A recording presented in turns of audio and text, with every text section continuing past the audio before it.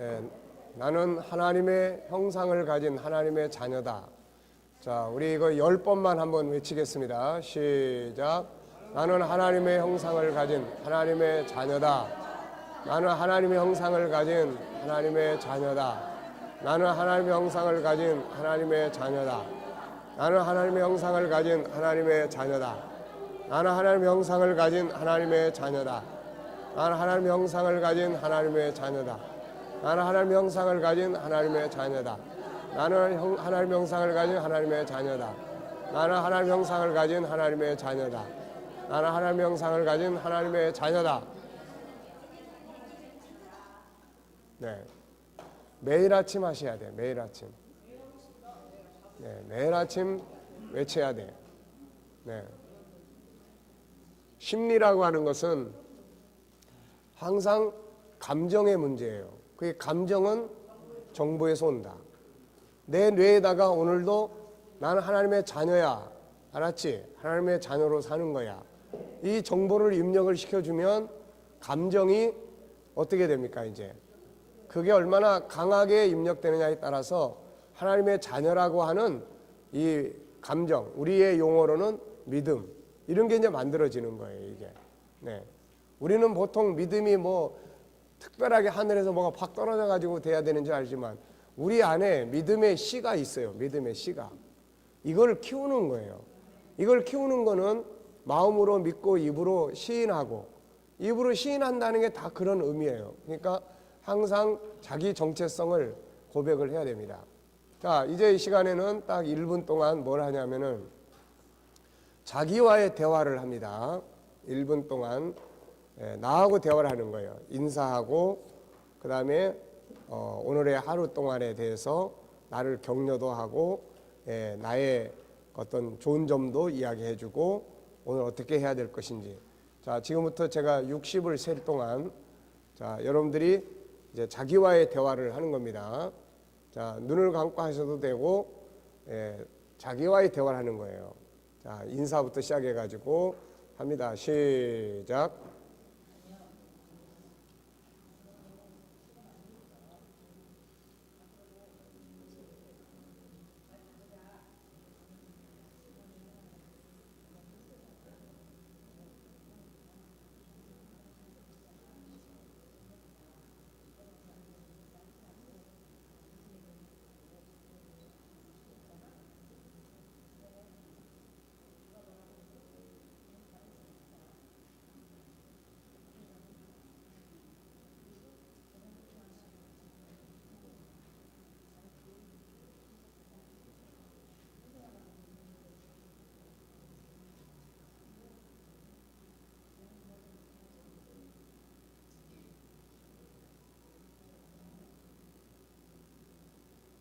땡. 자, 1분 동안 어떤 대화들을 나누셨죠? 근데 생각만 해가지고는 이게 별 의미가 없습니다. 항상 모든 것은 내가 말로 해야 돼. 왜냐하면 생각을 하면 더 강한 생각이 그걸 싹 덮어서 지나가 버려요, 이게. 그러니까 항상 말로.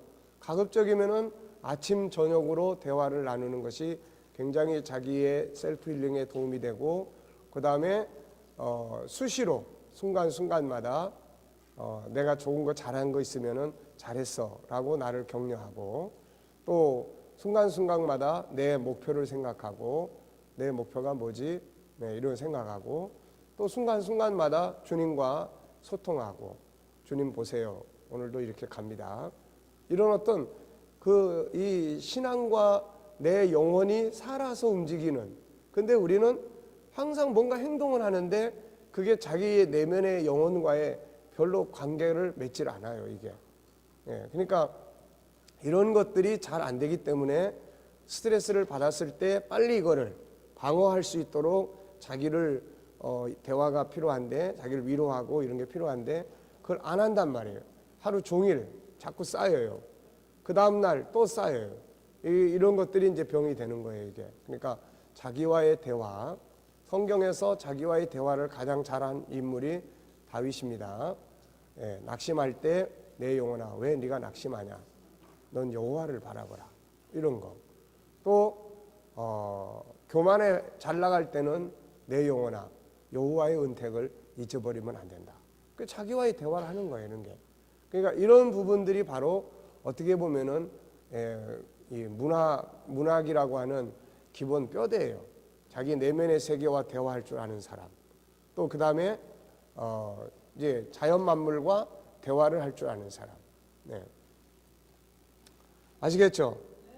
이런 걸 이제 훈련시켜 주는 겁니다. 이게 상담하는 사람한테 뭐 특별한 방법으로 그냥 막 하는 게 아니라 이런 거 한번 해보세요. 오늘 가셔가지고 자기하고 그럼 한 번도 그런 거 안 해봤어요. 자기한테 또 편지를 한번 써보세요. 그런 거 안 해봤는데요. 그게 치료하는데 아주 좋은 효과니까 한번 해보세요. 그 해보면은 거기서 자기의 감정에 어떤 느낌들이 있어요. 이게 뭐든지 어떤 정보를 내가 만들어서 움직이면 반드시 그 다음에 내 감정에 어떤 것들이 이제 나타나게 됩니다. 제가 이제 아침에 그 인터넷 뉴스를 이렇게 점검하다가 옛날에도 한번 소개를 했는데 그 하랄이라고 하는 히브리 대학의 그 젊은 교수가 있어요. 이 사람의 이야기가 있더라고요. 그래서 한번 봤는데 여러분들한테 좀 들려주고 싶은 내용이 있어서 제가 한번 그 내용의 요점만 한번 보겠습니다.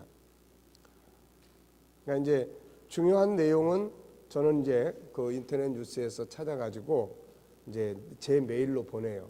그럼 제 메일로 보내면은 이제 제 메일 속에 이게 이제 저장이 되고 이제 이걸 클릭해가지고 나중에 이제 저걸로 만들죠. 이제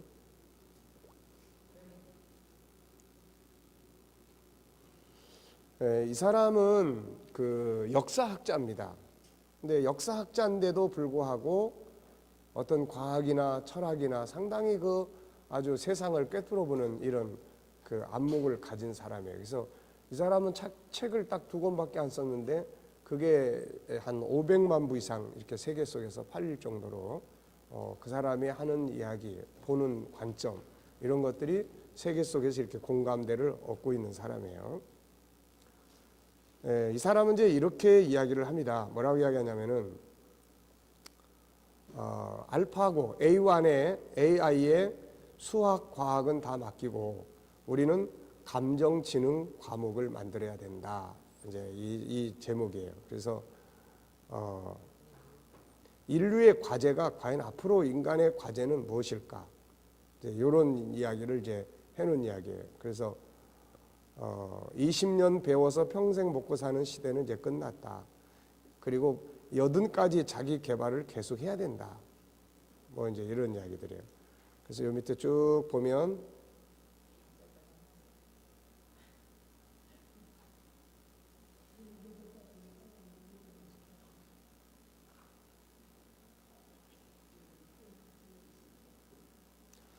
자, 수학 한번 들어보세요. 수학, 과학, 중세, 전쟁사 등 개별 과목을 가르치는 건 의미가 없다. 그런 공부는 AI가 훨씬 더 잘할 테니까. 우리가 후속 세대에 가르쳐야 할 과목은 감정지능과 마음의 균형이다. 지금까지는 20대까지 공부한 걸로 평생 먹고 살았다. 하지만 앞으로는 나이 60에도 80에도 끊임없는 자기 개발을 해야 된다. 그런데 구체적으로 뭘 새로 배워야 할지는 알 수 없다. 하지만 경직되어 있는 사람, 마음이 유연하지 않은 사람은 버티기 힘들 것이다. 감정지능과 마음의 균형 감각이 중요한 이유다. 네. 무슨 말인지 좀 감이 옵니까? 네.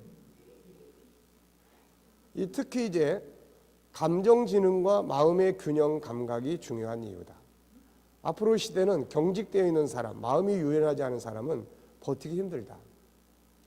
결국은 감정지능, 자기 내면의 세계를 개발하는 것만이 수학, 과학 이런 것들은 어떤 면에서는 이 기계가 이제 그런 것들이 다 해버린다는 거죠. 이게 뭐 회계사 그러니까 그런 것들을 배경으로 만들어져 있는 그런 어떤 과정들, 우리나라의 상위 그룹이라고 하는 이제 이런 부분들.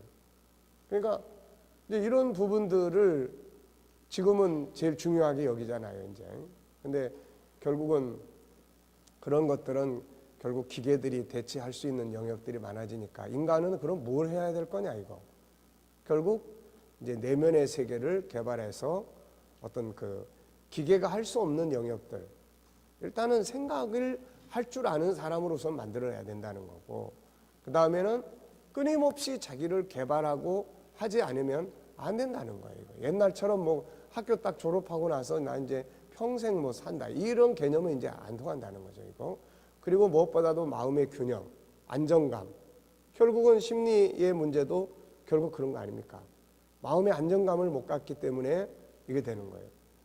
그래서 이제 이 사람 이야기를 내가 보면서 감성지능, 이게 참 중요하게 여겨져서 우리도 이제 성품교육이나 이걸 하는데, 감성지능의 최상위에 있는 감성지능은 과연 뭘까? 그게 이제 영성이에요, 영성.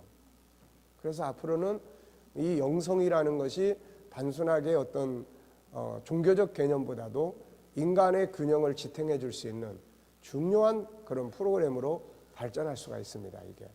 그러니까 우리가 지금 신앙생활 하고 있는 이런 게 사실은 감성지능의 최고 상위에 있는 그런 이제 부분이죠, 이게. 그러니까 어제도 이야기했지만 은혜 충만하면은 뭐 문제 없는 거예요, 이거. 근데 세상 사람들이 그 은혜 자리까지 바로 안 오기 때문에, 그럼 우리가 어떻게 보면은 이성적 시대는 하나님을 이성적으로 믿으라는 게 아니라 과정을 이성적으로 이끌어가 줄 필요가 있는 거예요. 무덤으로 막 기도합시다 이거보다는 기도가 인간의 심령에 어떤 영향을 미칠 수 있는지를 이해시키는 것이 지금 필요하다는 거죠, 이런 게. 그런 것들이 없이 옛날 방식은 그냥, 옛날에는 젊은이들이 우리 젊은 시절에 기도원 많이 쫓아다녔어요. 은혜 받아야 살고 쫓아야 돼요. 그래서 회개하고 주의 종이 되겠다고 헌신하는데, 요즘에 젊은이들이 기도원에 옵니까? 이거 안 오죠. 그러니까 이런 세대 사람들에게는 오히려 그러면서도 내면의 세계는 더 약한 거예요. 이게. 마음의 균형이 안 잡히는 거예요.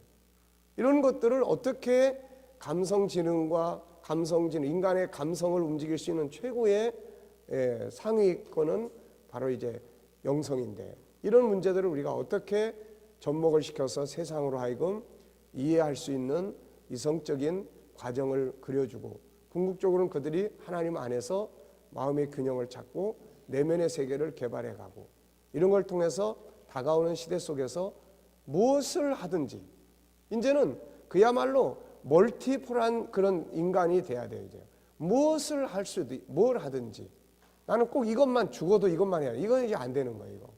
이거만. 왜냐하면 우리가 가지고 있는 그 어떤 것만 가지고는, 거기에 피자 한 조각이 있는데, 한 덩어리가 있는데 8조각으로 나누는데 이 분야를 공부한 사람은 엄청나게 많은 거예요, 이게. 그러니까 이것만 가지고는 안 돼. 이제 여기다가 뭘 플러스 시키면 어떤 게 새롭게 만들어질 수 있는지, 이런 상황을 어떻게 컨트롤할 수 있는지, 이런 것들에 대해서 이제 폭넓은 생각의 구조. 그래서 창세기 1장 28절을 저는 그거에 대한 가장 중요한 근거로 들어요. 인간은 어느 한 영역만 하도록 만들어진 존재가 아니라는 거예요. 창세기 1장 28절을 여러분이 가만 놓고 보면, 자, 사람은 뭣도 할 줄 있습니까? 생육 번성하고 땅에 충만할 수 있고, 그 다음에 또 뭐 할 수 있어요? 땅을 다스릴 수 있어요. 그 다음 뭐 할 수 있어요? 하늘과 하늘에 나는 새를 다스릴 수 있어요. 그 다음 또 뭐 할 수 있어요? 바다와 그 가운데 있는 모든 것들을 다스릴 수 있어요. 또 뭐 할 수 있습니까? 땅 위에 기는 모든 생물들을 다스릴 수 있는 거예요. 이게 뭘 의미하죠, 이게? 인간은 모든 것을 할 수 있는 존재로 만들어진 거야, 이거. 그런데 그 중에 어느 한 영역을 내가 지금 하고 있는 거예요. 그런데 이 영역만 가지고는 나아갈 길이 없어. 사람은 많고. 자, 디자인. 그래서 제가 우리 대학생들하고 토론할 때도 그런 이야기 많이 했어요. 자, 자네 전공이 뭐지? 산업 디자인. 그러면 이제 산업 디자인만 해가지고 이제 안 돼. 자, 1년에 산업 디자인과를 졸업하고 나오는 사람이 몇 명씩 됩니까? 최소한 수천 명씩 되는 거야, 이거. 근데 이런 사람들이 갈 수 있는 공간은 한계가 있는 거예요. 그러니까 이제는 여기다가 뭔가 플러스 시키지 않으면 안 되는 거예요. 그리고 새로운 형태를 만들어내지 않으면 안 되는 거예요. 기존에 누군가가 짜놓은 틀 속에만 들어간다. 이건 벌써 틀린 이야기예요. 이제는 내가 어떤 틀을 새로 짤 줄 알아야 된다는 거예요. 네. 그러니까 지금 이 사람이 이야기하는 게 그런 이야기예요. 그런 이야기. 그럼 그런 걸 할 수 있으려면 뭐가 발전해야 돼요? 그냥 딱 가로막힌 수학, 과학, 무슨 문제 하나 풀고 이런 사람이 필요한 게 아니라는 거예요. 감성, 지능, 생각할 줄 아는 사람, 철학적 사고를 가진 사람, 뭔가 그런 것들 속에서 새로운 창조물을 끌어낼 수 있는 사람, 그런 속에서도 인간다움을 가질 수 있는 사람. 기계는 인간다움이 없는 거예요, 이거. 그러니까 이런 것들을 개발해주고 만들어낼 수 있는 이 부분이 돼야 된다는 건데, 막상 세상은 도대체 이게 뭐야? 어떻게 해야 되는 거야, 이거? 막상 뭐를 어떻게 해야 되는가 할 땐 잘 몰라요. 근데 우리는 답이 딱 나와 있어. 뭘 하면 되는 거예요, 우리는? 우리 하나님 형상을 회복하면 되는 거야. 하나님의 형상을 연구하고 회복하고 그것을 활용하게끔 만들어가는 거. 이게 지금 이 사람들이 찾고 있고, 그거는 뭐 오늘날만이 아니에요. 프로이드가 무의식 속에서 찾고자 했던 거, 칼 융이 자기라고 하는 어떤 물체, 그 근원적인 데서 찾고자 했던 거, 메슬로라는 사람이 인간의 욕구의 마지막 최고 상위 급에서 자기 실현이라는 데서 찾고자 했던 거, 이런 이야기라고. 이게 그런 것들을 우리는 하나님의 형상이라고 하는 이 아주 확실성 있고 분명하고 이 틀을 가지고 있다는 거예요, 이게. 그러니까 이 5가지의 하나님의 성품이 제대로 이루어지고 회복이 되고 훈련이 되지면 인간이 이야기하는 감성 지능은 이제 만들어지는 거예요. 근데 이게 제대로 작동하려면 이 감성 지능 위의 상위 그룹이 뭐예요, 이게? 하나님과 만남이란 말이에요, 결국은. 그래서 인간은 하나님과의 만남 속에서 가장 균형 있게 움직일 수 있는 이런 삶이 만들어지는 거야, 이거. 무슨 말인지 아시겠습니까? 제 말이 어렵나요? 네. 가장 쉬운 말로, 네, 철학과 문학을, 심리학을 지금 여러분들한테 설명을 하고 있습니다. 그러니까 하나님의 형상에 대한 것이 그렇게 단순하게 종교적인 개념만 아니라는 거예요. 세상이 지금 이루고 싶어 하는 것들인데, 우리는 이 보물을 과연 어느 만큼 내가 알고 있고, 어느 만큼 내가 이것을 활용하고 있고, 어느 만큼 가르칠 수 있고, 어느 만큼 사람들을 그런 틀을 갖춘 사람으로 만들어 줄 수 있느냐는 거예요. 이게 앞으로의 교회의 부흥과 교회 쇠퇴와의 이게 갈림길입니다. 이게 갈림길이에요. 그러니까 이런 부분들에 대해서 우리가 바르게 훈련하고 이루어져 나가면 사람들은 항상 어느 시대를 막론하고 신을 찾게 돼 있어요. 왜? 인간은 인간이기 때문에. 인간이 신의 지경까지는 못 올라가니까. 인간은 뭔가 어느 한계점에 오면 뭔가를 찾아놔요. 그럼 우리가 찾아갈 수 있도록 기존의 방법을 버리고, 기존에 맨날 옛날로 말하면 구루마 아닙니까? 구루마. 아니면 소가 끌고 다니는. 지금은 자동차가 하늘을 날아다니는 시대를 이제 우리는 살 거라고요. 이제 조금 있으면. 조금 있으면은 길 가다가 차가 밀리면 붕 떠서 그냥 또 가는 그런 시대를 우리는 산다고요. 근데 우리가 맨날 달구지 끌고 다니면서 거기에 사람 태우려고 하면 이게 되겠냐는 거예요, 이거. 안 된다는 거예요. 네. 이해되십니까? 뭐 안 돼도 할 수 없고, 안 돼도 할 수 없는 거예요, 이거는. 네.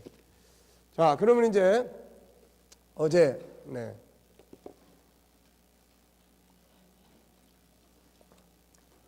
우리는 예언자적 눈을 갖는다는 말 많이 합니다.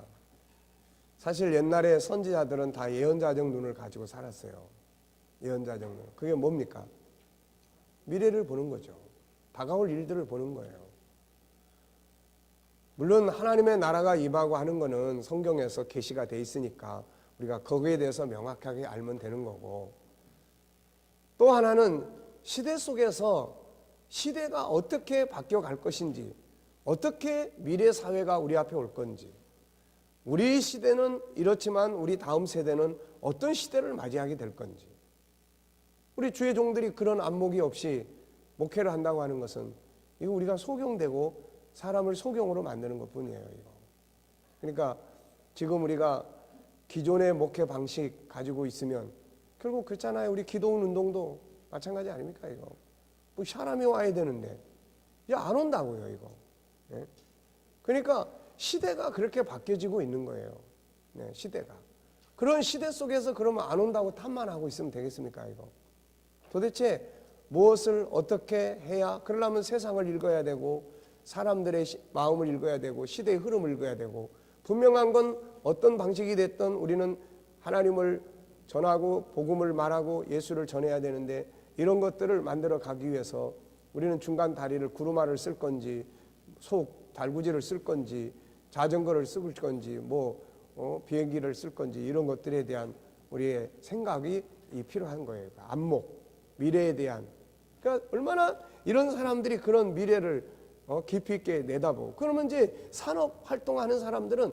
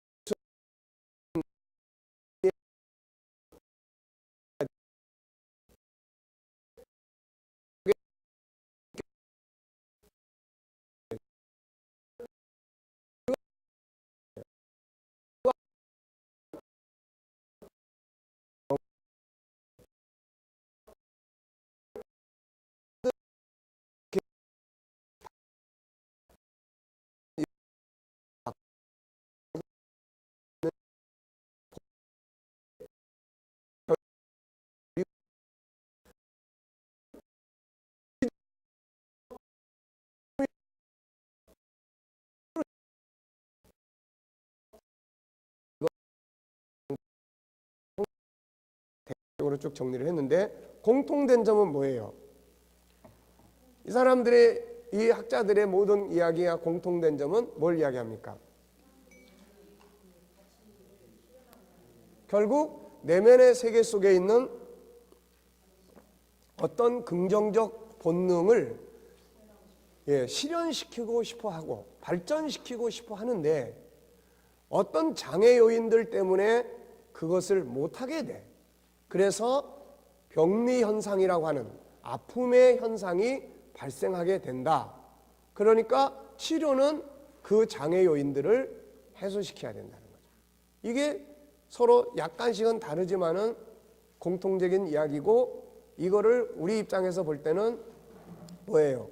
이거는 결국 뭡니까? 창세기 1장 27절의 이야기를 하고 있는 거예요, 결국. 그러니까 창세기 1장 27절을 인간은 살고 싶은데 창세기 3장이라고 하는 죄성이 이게 충돌을 하고 또 현실적인 환경이 충돌을 함으로써 이게 가로막힘으로써 뭐가 생겨요? 마음에 병이 생기는 거야, 이거. 그러니까 이런 부분들을 이제 그러면 우리는 어떻게 다루어 가야 될 것이냐. 그래서 결국 그 사람을 어떻게 자유하게 할 거냐. 그리고 이런 일들의 마지막 궁극적인 방법은 뭐예요? 마지막 궁극적인 방법은, 궁극적인 목적은 하나님께로 묶어여는 거예요.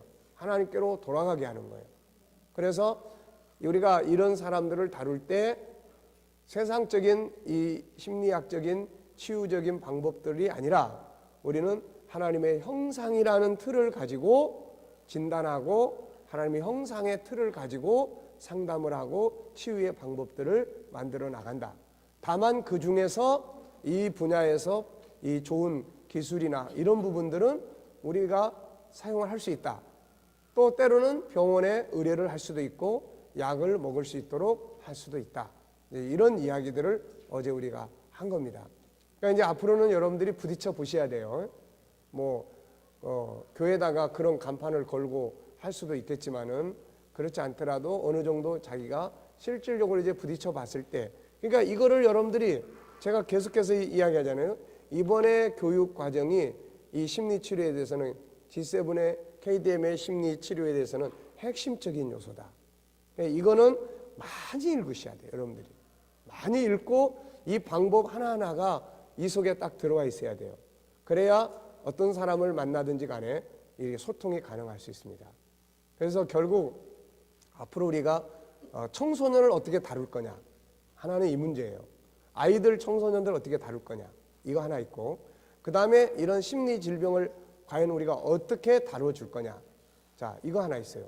그 다음에 앞으로 자녀를 키우는 부모들의 교육을 어떻게 해갈 수 있을 거냐, 이게 키포인트예요. 지금 이게 우리 지금 G7이 앞으로 세상과의 다리 역할을 하는 데 있어서 가장 핵심적인 포인트는 그겁니다. 이거. 물론 우리 그리스도인들을 잘 훈련시켜 가지고 세상에 내보내서 세상에서 사회적 리더십을 가짐으로 그들에 의해서 하나님의 이 사람들이 주께로 돌아오게 하는, 이게 이제 믿는 자들에게는 중요한 부분 중에 하나고, 안 믿는 사람들과의 관계 속에서 교회가 그들을 하나님께로 돌아오게 하는 역할을 수행하기 위해서는 이제 뭐가 필요하냐면은, 하나는 이런 이제 질병의 문제를 어떻게 다룰 거냐는 거예요. 이런 문제를. 그 다음에 또 하나는 아이들 교육을 어떻게 다뤄줄 거냐는 거야. 그 다음에 또 하나는 부모들을 어떻게 교육을 시킬 거냐는 거야. 부모들.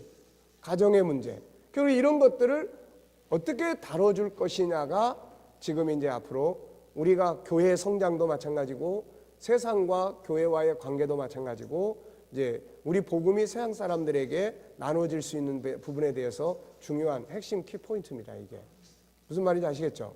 네, 그래서 이런 것들을 하기 위해서는 이제부터는 여러분들이 진짜 공부 열심히 해주셔야 돼요. 이게 저절로 되는 건 아닙니다. 그래서 읽고 또 읽고 또 읽고 계속 읽으면서 이 속에서 정리한 것들이 도대체 뭐가 있는지 이런 부분들을 계속해서 읽고 보고, 여러분들은 어떻게 보면은 이 책을 여기서 공부하고 집에 가면 덮어놓을지 몰라요. 근데 저는 이거를 만들기 위해서도 최소한 이 책이 한번 나올 때까지는 이 책의 과정이 어떤 과정이 거치는지 몇 번이나 제가 이거를 들여다봐야 되는지 혹시 아세요? 이거 몇 번이나 들여다봐야겠니? 50번 너무 많고 최소한 10번 이상은 되는 거예요.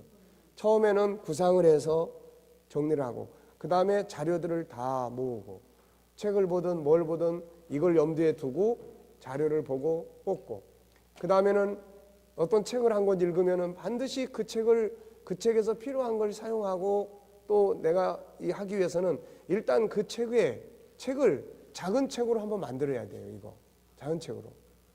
예를 들어서 지금 이 사람의 이분 이 교수님의 책을 제가 여러 번 이 책이 한 600페이지 가까이 됩니다. 그리고 이게 학문적 책이라 아주 좀 힘들어요.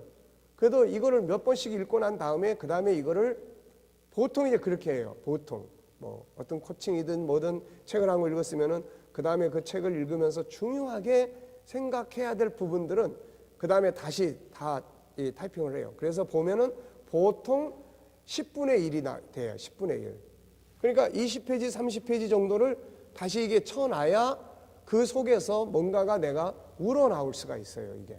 그렇지 않고 책 한 권 읽고 이거 그 다음에 아무리 중요한 체크해놔도 이거 지나가버리면 다 헛일이에요. 이거다.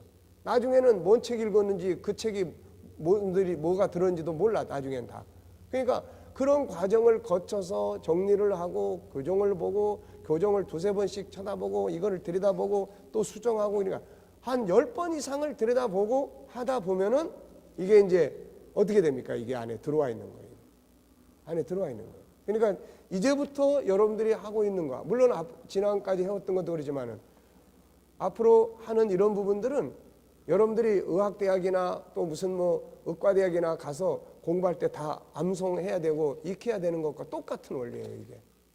그게 안 되면 못 한다는 거예요. 이거. 결국은 지금 우리가 이거 하는 이유가 뭐죠? 이거? 이거 하는 이유가 뭡니까? 김 목사님. 우리가 지금 이 공부를 하는 이유가 뭐예요? 송 목사님. 이게 이유가 뭐죠? 응? 매달 10만 원씩 내가면서 지금 여기 오셔가지고 지금 이걸 왜 공부하는 겁니까 이거?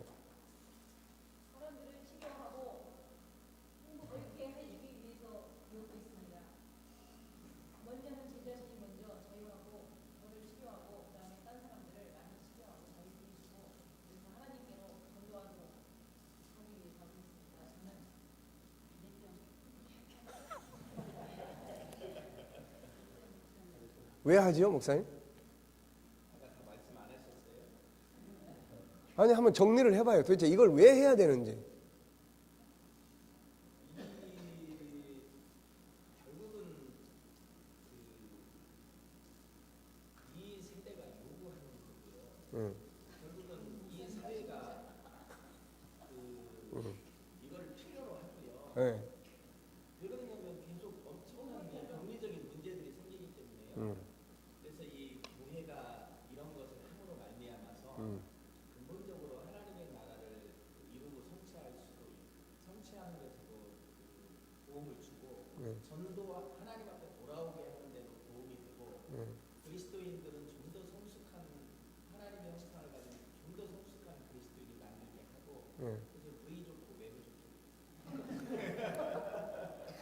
몇 점 줄까요?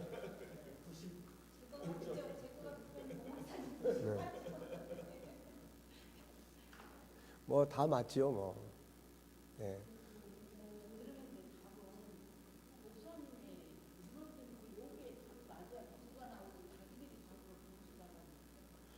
결국은 이런 거예요. 지금 이 시대에 필요한 목회가 과연 뭐냐. 네. 정말 우리는 목회자 아닙니까? 이 시대에 과연 우리는 어떤 목회를 해야 될 거냐는 거예요. 네. 뭐 여러 가지 내용이 있지만은 과연 우리는 목회자예요. 항상 목회자들 모이면 한숨 쉬고 위기에 처한 한국교회에 대해서 고민하고 도대체 목회의 답이 뭐냐는 거예요. 그 목회의 답은 결국 뭐예요? 하나는 현재 있는 자원, 네, 이 자원들을 제대로 교육이 돼서 그들이 나가서 사회적 리더십을 갖도록 만들어야 된다는 거예요. 이게. 그게 아니고는 끌고 못 들어와. 이제는 끌고 못 들어온다고. 그러니까 그게 하나 있어줘야 되고, 결국 우리는 목회예요, 목회. 하나님의 종들이, 목회라는 건 뭡니까? 목회라는 게 뭐예요? 결국 사람 전도하고 구원시키고, 하나님의 백성들을 전도해서 구원시키는 그 숫자가 자꾸 늘어나야 되고 복음이 확산되는 이거 아닙니까, 결국은.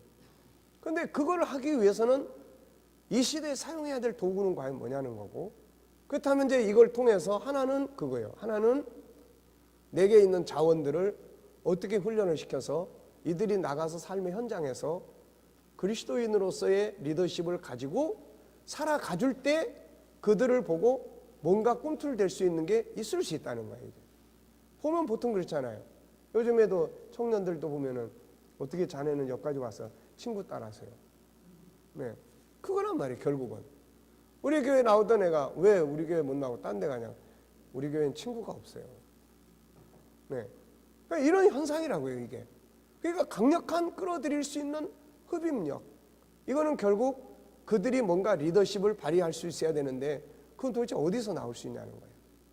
뭘 통해서 그런 리더십을 만들어 줄 수 있을 거냐는 거예요. 그건 하나님의 형상이에요. 이게 세상을 다스릴 수 있으니까. 그 다음에 또 하나는 뭐냐? 세상과 어떻게 다리를 만들 거냐는 거예요. 세상과. 도대체가, 자, 우리 보통 보면 그렇지 않습니까? 여러분들 교회 새신자들이 혹시 오면은, 자, 이게 부신자예요, 새신자예요? 다 그래요, 다. 다. 예. 대부분이 다. 정말로 안 믿는 사람이 교회 안에 들어오는 확률이 이게 뭐 너무 적은 거예요. 네? 너무 적은 거예요. 그러니까 막 교회 처음 나왔습니다. 그러면 막 이게 그날 새로 등록하신 사람이 어느 교회 다른 데서 오신 집사님도 부부도 있고 이 사람 완전히 새로 처음 나온 사람인데 그날 이 집사님 부부 우리 할 것 없이 다 이 사람 축하했어. 자, 우리 다. 여기 이제 우리 교회 새로 등록한 사람인데 이거 진짜 이분을 축하해야 됩니다.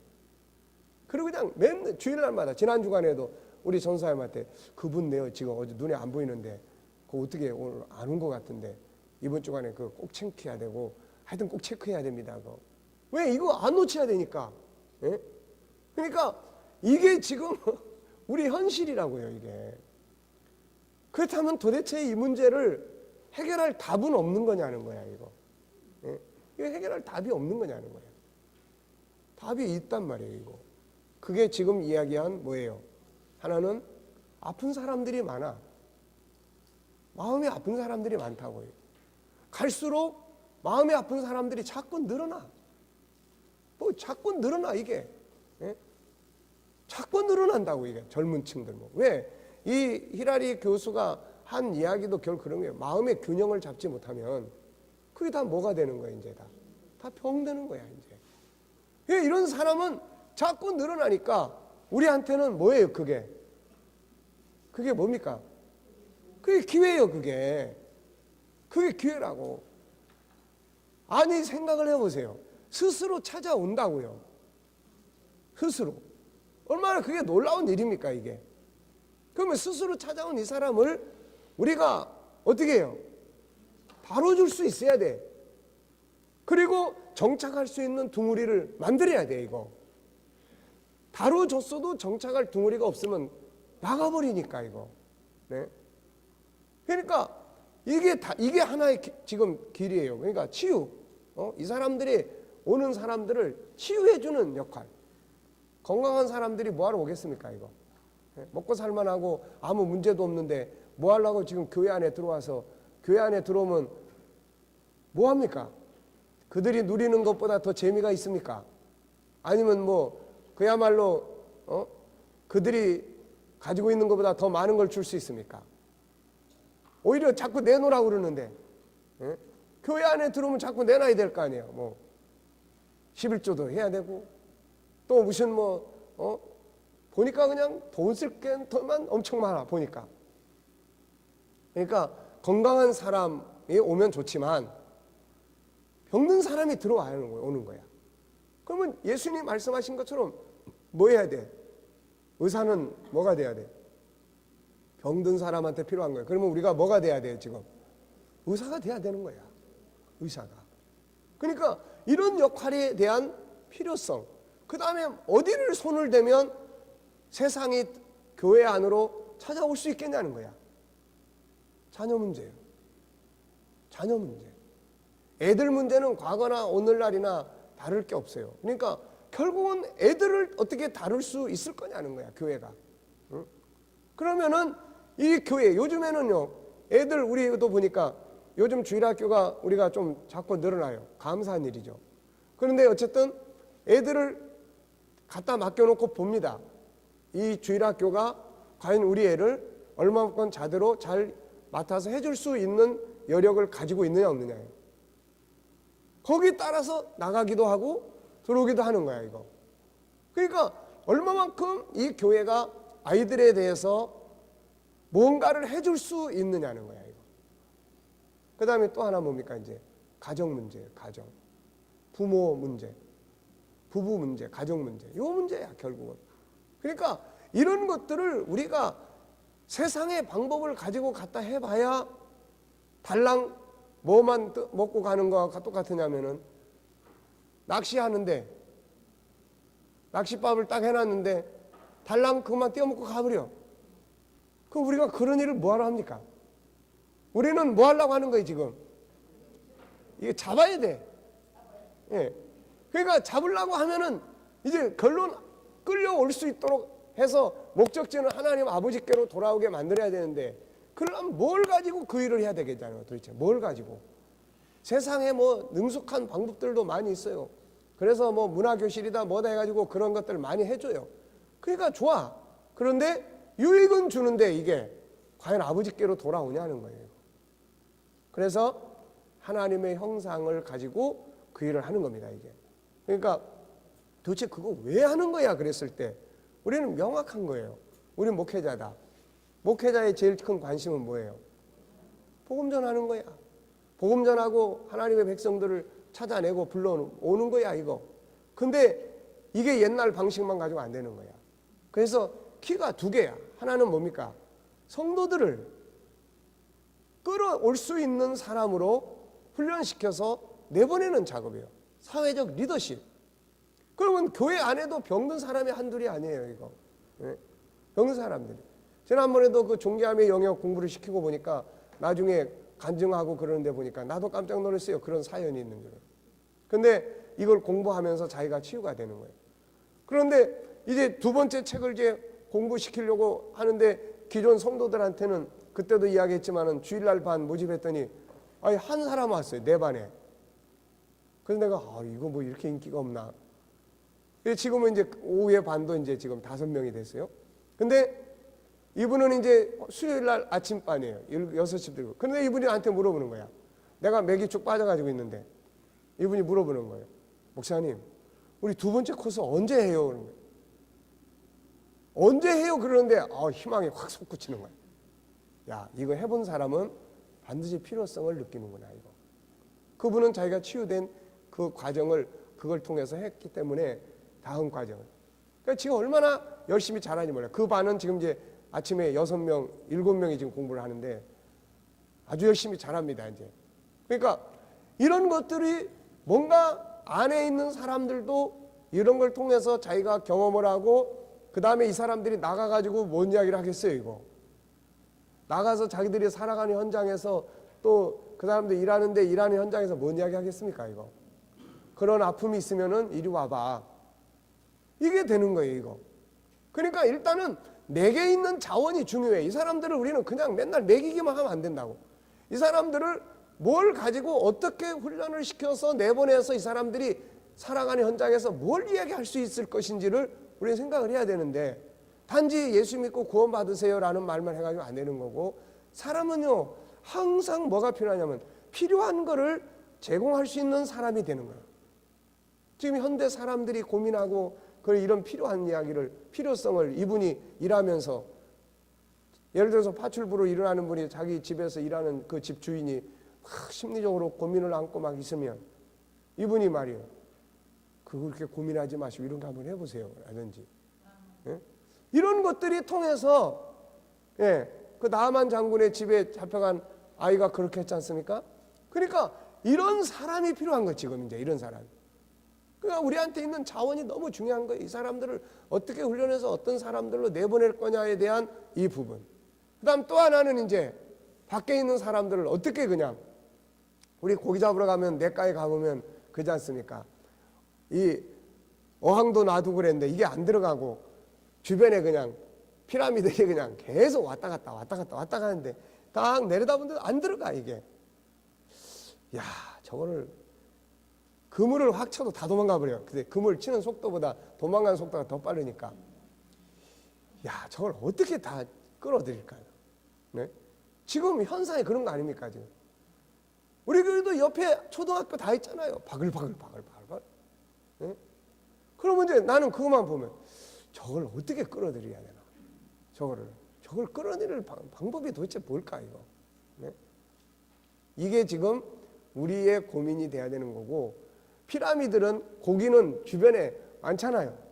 없습니까? 바글바글 하잖아요. 근데 이게 여기다 교회라고 하는 어항을 딱 놨는데 안 들어와 이거.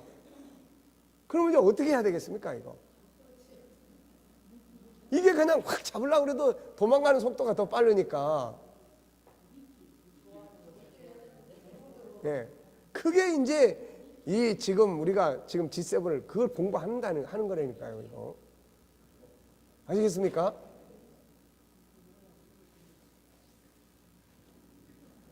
네.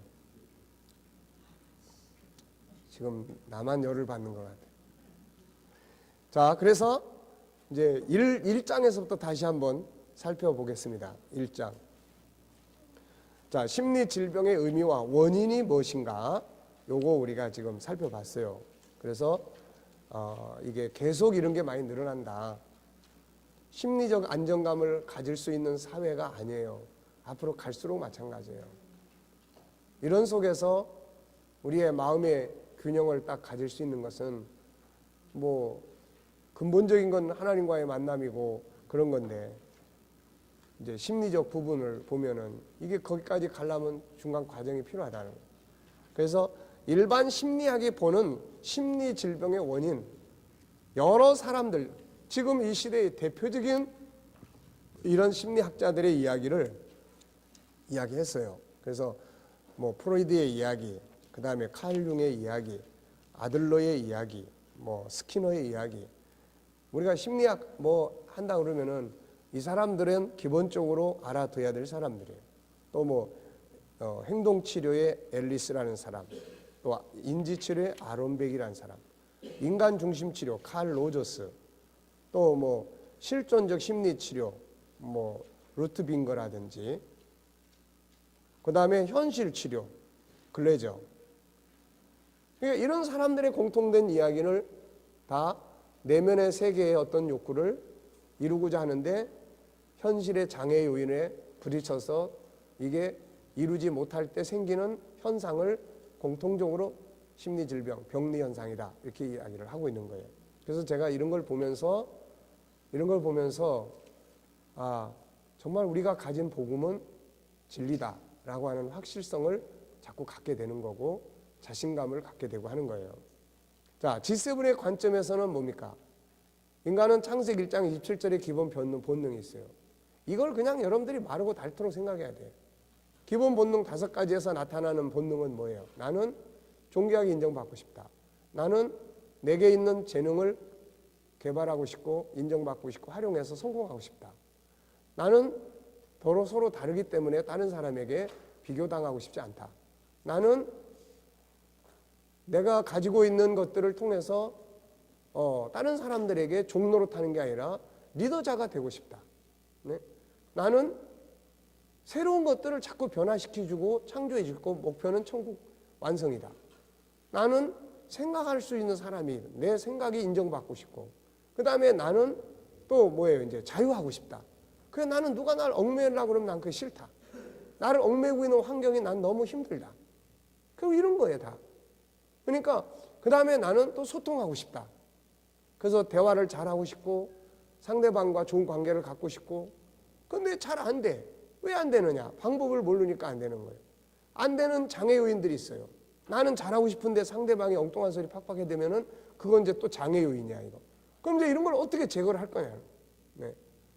그래서 자유를 강하게 억압한 것이 심리 질병이니까 그럼 이런 걸 어떻게 해방시킬 거냐. 이걸 지금 우리가 이야기를 하고 있는 거예요.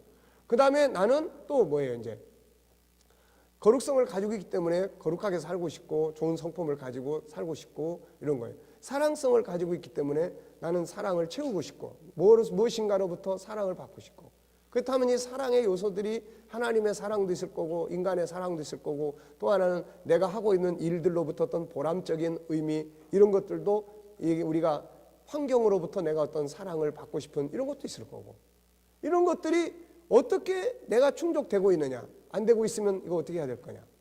그래서 난 사랑을 받고 싶고 나누고 싶다.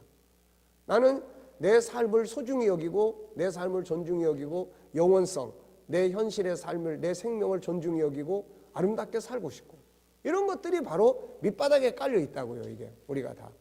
그러니까 이런 것들이 사랑하고 싶은데 이게 현실이 힘들어. 돈이 없어가지고 그걸 못해. 공부하고 싶은데 돈 때문에 못해. 그러면 이제 그것 때문에 속이 상하기 시작하는 거예요. 무기력해지기 시작하는 거예요. 그런 장애 요인들을 어떻게 할 거냐? 어떻게 제거할 거냐? 그 다음에 존귀하게 인정받고 싶은데 다 막 무시해. 그게 막 엄청난 상처가 돼. 이런 문제를 어떻게 풀어갈 거냐? 딴 사람이 존중히 여겨주려고만 기다리다 보니까 더 힘들어. 그래서 그냥 내버려두고 내 자신을 내가 존중히 여기는 방법들을 이걸 찾자. 그래서 내면의 세계를 자기 스스로 존중히 여기는 방법들을 우리가 연구해내고 이제 이렇게 하는 거죠, 이게. 자, 그래서 G7의 관점에서 보는 심리질병은 그런 거고. 공통된 점은 뭐예요? 하고 싶은데 하지 못하게 상황이 가로막는 거. 이거 똑같은 원리야, 이게. 그러니까 이런 걸 보면서 성경을 중심으로 한 이런 부분들은 정말 우리가 효과적으로 잘할 수 있겠다. 그리고 실제로 해보니까 좋은 결과들을 만들어내는 거죠, 이게. 그러니까 이런 부분들을 우리가 이제 다루게 됩니다. 자, 심리 질병이라는 것이 다양하게 나타나서 여기 보면 뭐 한 20여 가지를 우리가 어느 자료를 통해서 쭉 살펴봤습니다. 자, 그 다음에 이제 심리 질병의 이제 종합적인 정리를 했죠. 그래서 인간의 본능과 심리 질병. 그래서 본능이라는 게 무엇인가? 창세기 1장 27절을 살고 싶은 본능. 이게 막히니까 병리가 오는 거예요. 그래서 근원적 원인이에요, 이게. 그 다음에 또 하나는 현실적 원인이에요. 그리고 이 현실적 원인을 두 가지로 또 분류를 했어요. 하나는 유전적. 이거는 뭐예요? 내 부모가 살아온 삶의 습관이나 이런 것들이 내 속에 들어와 있는 거예요, 이게. 그래서 나는 아버지처럼 살기 싫어. 맨날 술 마시고 엄마 욕하고 엄마 두들겨 패고 나는 절대로 저런 모습 안 살아. 그런데 나중에 그렇게 살아. 이건 뭐냐면 그런 삶의 습관이 유전적으로 우리 안에 들어오는 거예요, 이게. 그 다음에 또 뭐가 있습니까? 이제 태안에서부터 시작을 해가지고 그 다음에 성장해 나가는 과정 속에서 수많은 상처들을 받으면서 심리 질병들이 만들어져요. 그래서 하나는 근원적인 거, 창세기 3장에서 시작된 부정적이고 근원적인 거. 또 하나는 살아오는 과정에서 만들어진 거. 그런 걸 우리가 공부를 했어요. 자, 2장에서 이제 무슨 이야기 했습니까? 비슷한 이야기지만은 욕구라고 하는 인간의 갈망이라고 하는 거. 이게 질서가 있는 건데 이 질서가 왜곡되면서 이 심리 질병들이 발생을 하는 거다. 그래가지고 2장에서는 이제 욕구론에 대해서 1장에서 하는 이야기하고 원리는 똑같지만은 그 형식은 이건 질서예요, 질서. 이런 질서 과정을 인간은 밟아가고 싶어하고 창세기에서는 이런 질서 과정이 오리지널인데 이게 뒤죽박죽됨으로 인해서 혼란이 벌어지게 되는 것. 이게 이제 심리 질병이에요. 그래서 메슬로의 5가지 욕구론. 맨 밑에 뭐 있었습니까? 생존의 욕구. 두 번째는 안전. 세 번째는 사회적. 네 번째는 존경의 욕구. 다섯 번째는 자기 실현. 네. 자, 성경에서 말하는 욕구로는 창세기 1장 27절부터 31절까지인데 뭐예요? 첫째는 하나님에게서 나왔기 때문에 하나님과 하나 되는 거예요. 영적 욕구예요. 두 번째는 가치 욕구인데 이거는 내 안에 있는 5가지 성품을 개발하고 활용해서 할 수 있는 이 가치예요. 그 다음에 세 번째는 가정의, 그 다음에 네 번째는 세상이에요. 그래서 우리 목회자들도 내가 목회를 잘하기 위해서는 가정이 건강해야 돼요.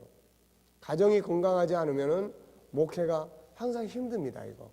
근데 우리는 항상 목회라고 하는 외적인 요소를 더 앞세우다 보니까 가정이 이상해지는 경우들이 생겨요, 이게. 그러니까 결국은 그게 목회의 장애 요인이 되는 경우가 많이 있습니다, 이게. 그러니까 결국은 목회를 건강하게 하기 위해서라는 궁극적인 목적을 이루기 위해서는 가정이라는 질서가 원만하게 이루어져야 돼요. 그렇다고 해서 사명자들이 맨날 뭐 가정 그것만 따지고 이런 세상적인 인본주의적 가정론을 말하는 게 아니에요. 그러니까 궁극적인 사명의 역할을 위해서 나와 아내와의 관계 건강해야 되고 자녀와 부모의 관계가 건강해야 된다는 거예요. 그래서 아름답고 소통하고 하나님의 창조의 질서가 실현되는 이런 가정을 형성해야 된다는 거죠. 이게. 그런 다음에 이제 세상이에요. 이거 세상. 쉽게 말하면 사명의 현장이에요. 다스리고 정복하고 관리하고 이런 부분들이에요. 그리고 난 다음에 이런 걸 통해서 이제 먹고 마시는 거예요. 예, 그 다음에 마지막이 이제 창세기 1장 31절에서 말한 것처럼 행복의 욕구가 완성이 돼요. 예. 그래서 이런 것들의 순서를 동양 철학에서 설명해 놓은 공자의 이야기 중에서 대표적인 이야기는 뭐예요? 예, 수인제가 치국 평천하여. 수신은 자기 관리고 재가는 가정이고 그 다음에 치국은 나라고 그 다음에 평천하는 세상이에요. 그러니까 우리가 인간도 창세기 1장에 제가 그런 글들에 이걸 생각하면서 창세기 1장을 염두에 두고 그런 걸 보면요. 그래서 내가 나중에 무릎을 치면서 야, 세상의 모든 만들어진 이날까지 만들어진 책을 창세기 1장 27절 28절 속에 다 집어넣을 수 있겠다.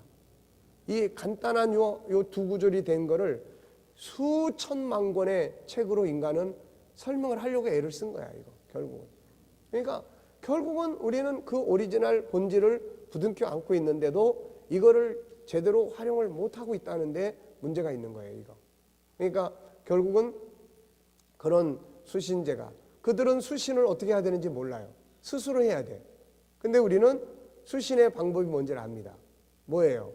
하나는 하나님과 하나 되는 거고 하나는 내 안에 있는 하나님의 성품을 이거를 개발하고 연구해서 내가 아는 거예요. 이걸 알고 그 가치를 가지고 살아가려고 하는 거예요. 이런 것들이 바로 이제 성경이 말하는 욕구론이에요. 그러니까 우리의 삶을 진단할 때도 우리가 이제 상담을 하다 보면 어떤 사람한테는 매일매일 자기가 아침에 일어나서 무슨 말을 시작하고 말을 무슨 말들을 쓰는지를 한번 쭉 적어가지고 오세요. 일주일 동안 그 말을 사용하는 말들을 한번 체크를 쭉 해보겠습니다. 요렇게. 또 하나는 매일매일의 삶의 스케줄. 그래서 몇 시에 일어나고 뭐하고 그 다음에 뭐하고 저녁에 어떻게 하고 그 다음에 이걸 일주일 동안 쭉 삶의 리듬 이걸 딱 보면은 그런 거잖아요. 우리가 뭐 초음파라든지 뭐가 다 이렇게 오르락내리락 하는 거 보고 다 판단하는 거예요. 그러니까 그 사람의 삶의 리듬을 쭉 보면은 자 한번 여러분들이 한번 판단을 해보세요. 자, 아침에 6시에 일어났습니다. 일어나서 텔레비 보고 뉴스 보고 그 다음에 밥 먹고 그 다음에 이제 직장에 갑니다. 가면서 이제 막 차에 시달리고 뭐 그냥 스트레스 받고 직장에 갑니다. 직장 가서 내 업무에 맡아서 일하는데 그냥 항상 똑같이 상사에게 스트레스 받고 그 다음에 또 이제 점심 먹고 또 정신없이 또 오후에 일과 또 갔다 출장 갔다가 상대방 회사에 가서 또 한 방 얻어맞고 오고 그 다음에 이제 저녁에 집에 들어왔는데 집에 들어와도 막 열받으니까 애들한테 야단만 치고 공부 잘했냐 못하냐 그리고 저녁에 잠자리에 들었다. 자, 이 사람의 이런 하루의 스케줄을 쫙 보고 나면은 어떤 생각이 듭니까? 이제 상담자 입장에서 이 사람의 인생이 어떨 것 같아요? 자, 우선 이 사람이 재미있겠어요? 없겠어요? 인생이? 없죠. 중요한 건 이거예요. 이거를 해소시키기 위해서 무엇을 프로그램을 집어넣고 있는지. 이런 스트레스를 난 풀기 위해서 중간에 이거 끝나고 오면은 난 반드시 교회에 들르거나 아니면 운동장에 들어가거나 스포츠센터에 들어가거나 뭐에 가서 난 이런 시간을 꼭 갖고 들어온다. 아침에 일어났을 때도 나는 좋은 책을 한 권 보면서 내 마음을 정리하는 시간을 꼭 갖는다. 중간에도 이런 일이 있을 때 나는 음악을 듣는다든지 찬송을 부른다든지 이런 것들을 하는 시간을 넣는다. 이 스케줄을 쫙 짜는 걸 보면은 이 사람은 이거 계속 가다가는 이거 얼마 못 가서 다운된다 이거. 네? 다운된다. 아, 이 사람은 그래도 항상 자기 재충전하는 시간들을 집어넣고 있구나. 이걸 이제 가지고 상담을 하는 거예요. 이런 프로그램들을 짜주는 겁니다. 이거 우리가 스포츠 센터에 가고 그러면은 운동 어떻게 하라고 다 짜주지 않습니까? 이거 그런 거예요. 자, 그래서 그런 욕구론을 통해서 우리가 이야기를 나눴고요. 자, 그 다음에는 이제 3장에서는 뭘 이야기했습니까? 3장에서는 이제 다양한 심리 치료 방법들, 그래서 이런 치료 방법들을 우리가 심리 치료의 5가지 단계 이야기했어요. 첫째 단계는 뭐였죠? 감. 두 번째 단계는 이제 병리 현상으로 들어가는데 이제 시작 단계예요. 얼마 안 됐기 때문에 치유가 빠를 수 있다. 세 번째 단계는 이게 좀 오래 갔지만 그래도 소통이 가능하고 의지가 있고 또 상담자의 조언을 따라서 행동에 옮기는 거.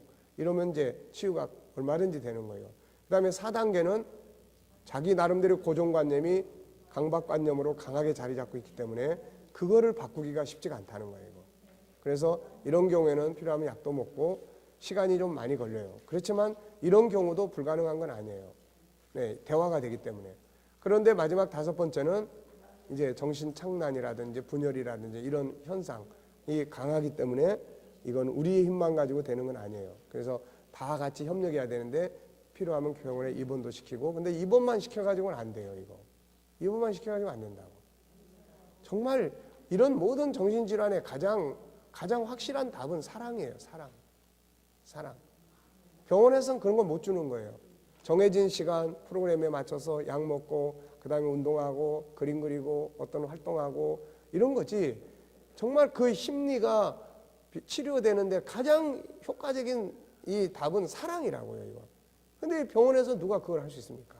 그건 가족이에요. 그러니까 가족과 영혼을 불쌍히 여길 수 있는 교회와의 그런 협력 관계예요. 이게. 그런 관계를 통해서 이제 전문성, 기술적인 거는 병원 측에서 담당해주고 사랑의 이런 건 가족이 담당해야 되고 영혼에 대한 아픔과 이런 부분들은 교회가 그 협력을 통해서 점점 시간이 걸리겠지만은 그래도 괜찮아지게 되는 거예요. 이게. 그러니까 이런 부분들이에요. 자, 그런 다음에 일반 사회적 상담 치료 방법 51페이지 보면은 분석 치료 누구 거예요? 누가 한 거예요? 이거 프로이드. 그다음에 분석적 심리 치료. 그다음 누가 했어요? 칼 융이에요. 아들러 심리 치료, 아들러 행동 치료.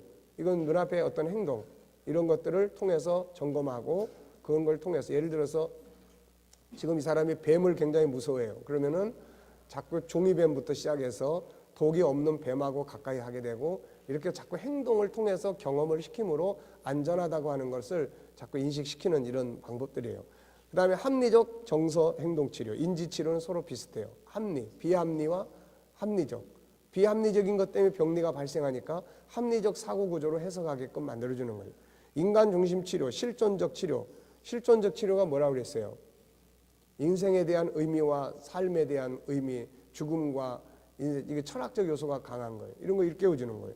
그 다음에 게스탈트 치료는 사방에 흩어져 있는 이런 것들을 하나의 형체화 시켜가지고 그걸 이제 해체시키는 이제 이런 이제 방법들이에요. 현실 치료, 가족 치료, 그리고 동양 심리 치료와 자아 초월 심리 치료 이런 것들이 이제 이건 우리나라에서 탄생하거나 이런 것들이 이제 또 서양 심리학과 합쳐지면서 이루어진 이런 부분들이에요. 그래서 이제 이 중에는 일본에서 치료하는 전에 이야기했었죠. 3가지 질문을 묵상해서 내면을 치료하는. 첫째는 뭐라고 그랬어요? 첫째 주관은 예를 들어서 어머니를 생각한다 그러면 내가 어머니로부터 받은 건 뭔가? 내가 어머니께 드린 건 뭔가? 어머니에게 근심케 하는 것은 무엇인가? 이런 걸 계속 묵상하면서 스스로 깨우치게 만드는 이제 이런 치유 방법들이에요. 자, 그러니까 우리가 다양한 것들을 나름대로 이제 찾아서 그 사람에게 맞는 이 사람한테는 어떤 게 맞겠다 이런 걸 이제 우리가 이제 만들어 가는 거죠. G7 상담 치료는 뭐예요? 이제 이거 결국 하나님의 형상을 회복하도록 만들어지는 겁니다. 그래서 53페이지 보면은 G7 심리 상담의 본질 이런 거 이제 우리가 꼭 기억을 하고 이제 해야 돼요. 그래서 치료 방법은 뭡니까? 영성 치료. 그래서 영적인 프로그램들 만들고 하는 거예요. 두 번째는 이제 자기를 찾아주는 거예요. 자기를. 그래서 G7 이건 자기 찾기 훈련이에요. 이거 자기 찾기. 그래서 이제 앞으로 지금 이제 원래 맨 처음에 우리가 만들었던 것 중에 나 찾기라는 책이 있어요. 그래서 지금 생각은 이거를 좀 더 다듬어 가지고 한 권으로 정리를 할 생각이에요. 그래서 이제 제가 가끔가다 그 책을 줍니다. 상담하면서 이제 자기를 좀 바르게 알아야 되는데 이걸 한번 꼭 읽어보세요. 그래서 그 책을 주고 그 다음에 그 책에 대해서 같이 나눠요. 이 G7은 세부적인 거고 자기를 개발해 나가는 거고 그거는 자기 실체를 보게끔 만들어주는 역할을 해요. 그래서 그것이 도움이 될 것 같은 사람한테는 그 책 한 권을 아예 읽게 해서 대화를 나누고 난 다음에 구체적으로 하는 거예요. 잘 찾아주는 거예요. 그 다음에 세 번째는 역시 이제 상담이에요. 대화입니다. 그래서 대화를 통해서 자기 보기, 그래서 경청, 공감, 생각의 전환, 화해시켜주는 거, 이제 인지, 우리도 이제 행동 치료 같은 거 할 수 있는 거예요. 의자에다가 그 사람 이름 써놓고 내가 어제도 이야기했잖아요. 막 두들겨 패면서 그런 어떤 행동을 통한 자기 내면의 세계를 폭발시키게 한다든지 또 다양한 것들이 있어요. 이런 것들은 이제 그런 테크닉이나 이런 걸 좀 배우면 그런 책들을 한두 권 보면은 도움이 될 수 있죠. 자, 그런 다음에 이제 뭘 합니까? 세 번째는 이제 56페이지 치료 과정 상담을 합니다. 그래서 이제 앞으로 지속적으로 어느 정도 어떻게 해 나갈 건지 그리고 이제 이 치료자 이 사람들에 대한 관리예요. 결국 우리는 관리 시스템이 있어요, 없어요? 있어요, 없어요? 우리 관리 시스템 있잖아요. G7이 관리 시스템이야. 그래서 이 심리 치료된 사람들을 어쨌든 간에 G7 공부로 유도해 주는 것이 필요해요. 이 속에서 자기 개발을 해 나가기 때문에 그러면 이걸 통해서 굉장히 효과적으로 이제 관리가 됩니다. 그래서 꼭 나중에 상담 다 해놓고 끝난다고 해서 끝나는 게 아니에요. 그러니까 성장시키 이쪽 나무를 키워주는 작업을 해야 돼요. 현상 유지만 해가지고 안 돼요. 이걸 키워주는 작업. 키워주려면 뭘 해야 되는데 이걸 하기 위해서는 키우는 우선 효과적 교육 시스템이 필요한 거예요. 그래서 그게 G7입니다. 그래서 이거를 꼭 같이 공부하면서 성경 구절도 암송하고 이제 이런 방식이에요. 자, 치료를 위한 중요 요소들이 있었죠. 내담자의 의지가 필요하고 상담자의 자세는 이러이러한. 그 중에서 제일 중요한 건 확실성이에요. 이건 충분히 치료할 수 있습니다. 확실성이에요. 이거 뻔한 거니까 가족의 협력이에요. 자, 이런 것들을 우리가 이제 공부를 했습니다. 자, 우리 10분간 휴식하시고 이제 4장부터